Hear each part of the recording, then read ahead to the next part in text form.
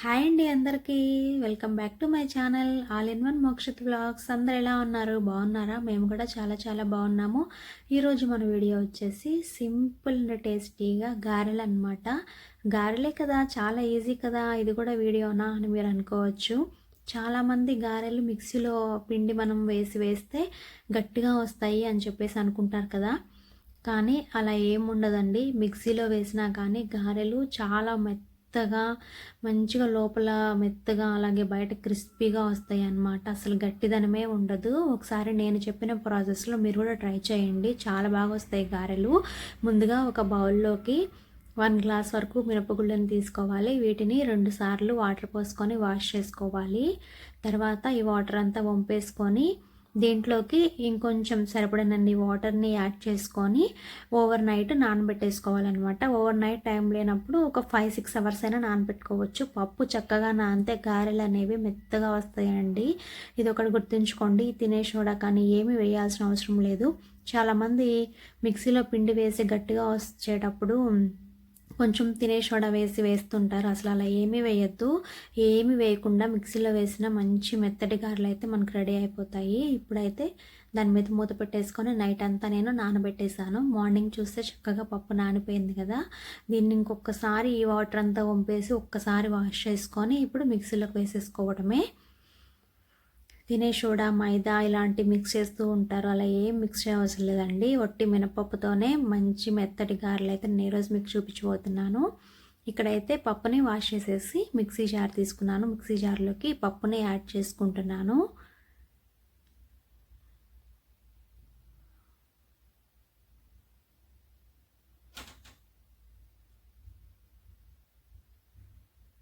ఇప్పుడు ఈ మిక్సీ జార్లోకి ఒక చిన్న అల్లం ముక్క, అలాగే ఒక పచ్చిమిర్చిని ఇలా కట్ చేసుకొని వేసుకోండి. ఇప్పుడు దీంట్లోకి సరిపడినంత సాల్ట్ను కూడా యాడ్ చేసుకోవాలి. ఇప్పుడు దీన్ని మిక్సీ పట్టేసుకోవాలి. వాటర్ ఏమి యాడ్ చేయాల్సిన అవసరం లేదు, మనం ఆల్రెడీ సాల్ట్ వేసాం కదా, సరిపోతుంది. చూసారు కదా, ఇలా మిక్సీ పట్టుకోవాలి. ఇప్పుడు మిక్సీ పట్టుకున్న దాన్ని ఒక బౌల్లోకి వేసుకోవాలి. చూసారు కదా, పిండి అయితే చక్కగా మెత్తగా అయిపోయింది. ఇప్పుడు దీన్ని ఒక బౌల్లోకి ట్రాన్స్ఫర్ చేసుకోవాలి.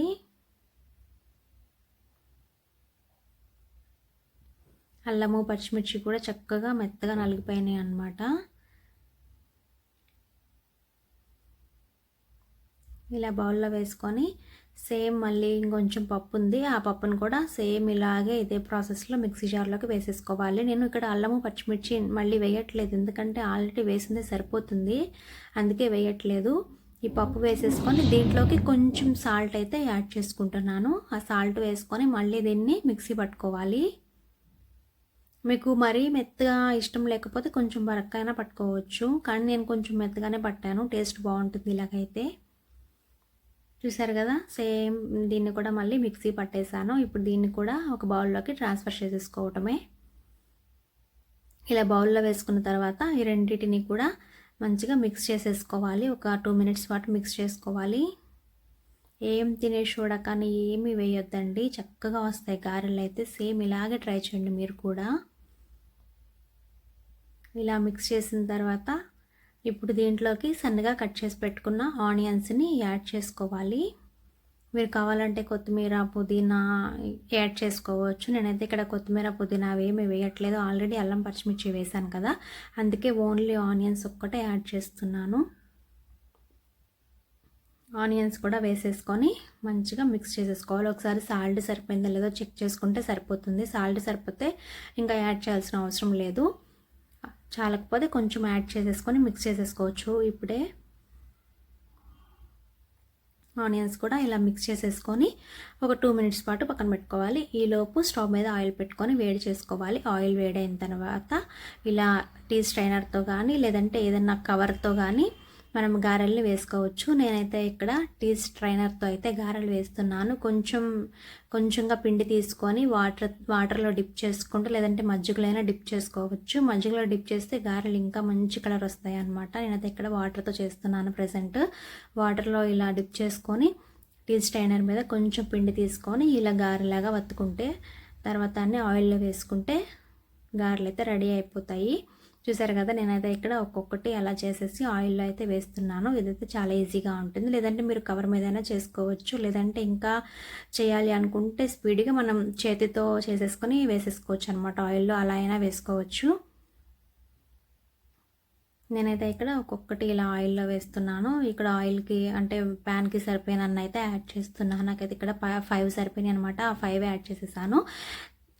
గారెలన్నీ వేసిన తర్వాత ఇప్పుడు వీటిని ఒక్కొక్కటిగా తిప్పుకుంటూ 2 సైడ్స్ కూడా మంచి కలర్ వచ్చేంత వరకు వీటిని ఫ్రై చేసుకోవాలి.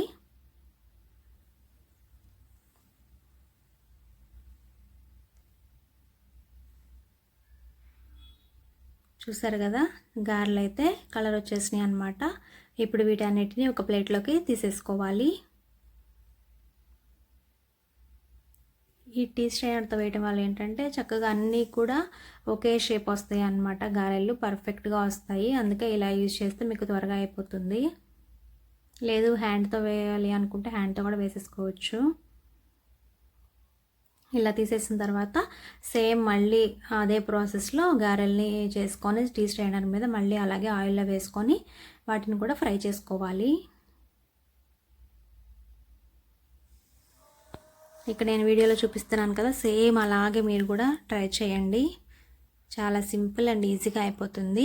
కొత్తగా చేసేవాళ్ళైనా ఇలా చేశారంటే పర్ఫెక్ట్గా రెడీ అయిపోతాయి. చూసారు కదా, గారెలు అయితే రెడీ అయిపోయాయి. ఇక్కడ నేనైతే పుదీనా చట్నీతో సర్వ్ చేశాను. చాలా చాలా స్మూత్గా మెత్తని గారెలు అయితే మనకు రెడీ అయిపోతాయి. మీరు కూడా ఈ ప్రాసెస్లో ట్రై చేసి ఎలా వచ్చినాయి అనేది కామెంట్ చేసేయండి. ఈ వీడియో నచ్చితే లైక్ చేయండి. అలాగే ఛానల్ని కూడా సబ్స్క్రైబ్ చేసుకోండి. టేస్ట్ అయితే చాలా చాలా ఎమ్మీగా ఉన్నాయండి. ట్రై చేయండి. Thanks for watching this video. Bye bye.